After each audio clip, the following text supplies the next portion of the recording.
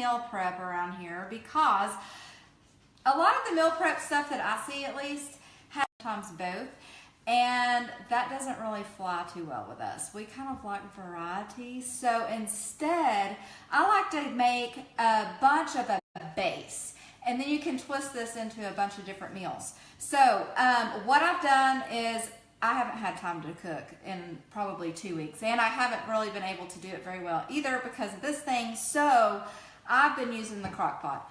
Love the crock pot. I literally throw it in here and leave it, and it's done for me.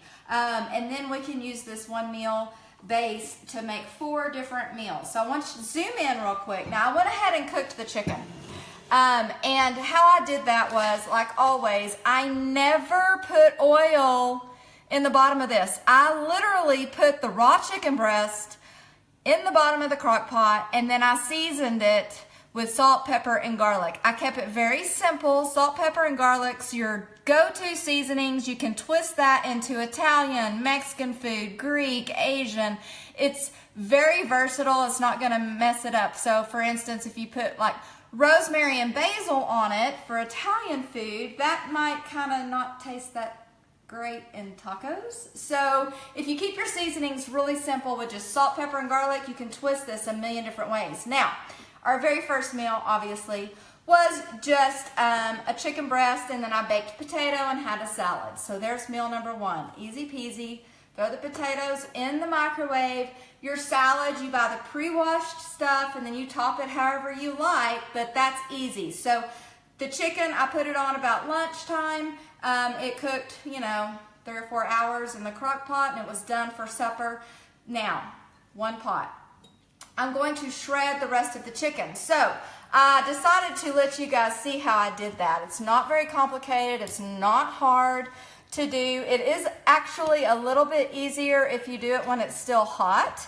But if you don't, you don't, and that still works because this isn't hot and it's working just fine. So I am going to shred the rest of the chicken. Why do I do that? Well, we're gonna make tacos as one of our meal. And if you shred your chicken, it stretches it. So whereas, my husband may eat a whole entire chicken breast if it's chicken and baked potato and salad, he's not gonna eat a whole chicken breast worth of chicken if I've shredded it up and put it in tacos. So it's money saving that way too. So I will shred the chicken. Tacos, for us, I do like to use soft corn tortillas. That's gonna be your healthiest option, but you can use what you want. If you want the crispy ones, you go right ahead. You're living in your body. You eat what you want. But for us, we do the thin, soft corn tortillas, and then we add our chicken. Now, if I wanted to spice it up a little bit, I'm going to move this closer, then I may add jalapenos. You can add guacamole. You don't even have to make it. The store makes this stuff for you. You can make this as easy or hard on yourself as you like. Hot sauce, grated cheese if you're into that. You can buy lettuce that's already shredded up for you. And then of course, hot sauce, your favorite jarred hot sauces, and you've got taco knot. Now, if I'm going to the trouble of dragging out 1 crock pot, I'm gonna drag out 2, and I'm gonna go ahead and throw some pinto beans and make a crock pot full of beans. I'll have 2 crock pots going. I got chicken in one, beans in the other. So for our Mexican food night, our Taco Tuesday, we'll have the pinto beans as a side. Then I can also repurpose those pinto beans, and I'll just make some cornbread, and y'all can find the link for that on my YouTube channel or down below. I think I posted that another time, and see how to make cornbread. But we'll have beans and cornbread one night, and then we're gonna have barbecue sandwiches. So I will take part of this shredded up chicken and put it in a bag for tacos, and then we'll put some of the other in a bag for the barbecue chicken. Now, what I like to do, just to make things a little bit easier, is use 2 bags. That way I can put barbecue sauce right into the bag with the chicken, mix it up really easily, and then my husband can just microwave it as much as he wants and make a sandwich out of that.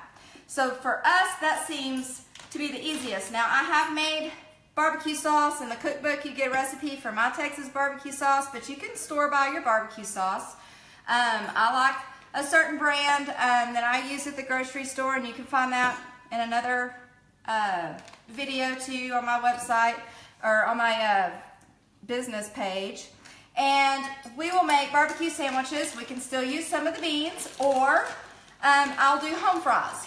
So we have potatoes from the first meal still, right? So I'll just chop those up, and you can watch that video too. So lots of videos to help you out. So put this in the fridge for later. Add barbecue sauce to it.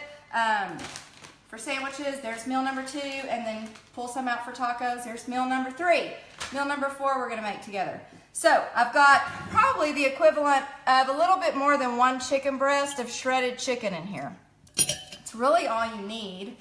I'm going to basically make kind of like a chicken goulash. Now, it's not really a recipe because you just kind of dump this stuff in a pot and cook it again in the same crock pot. Notice that it's in the same one.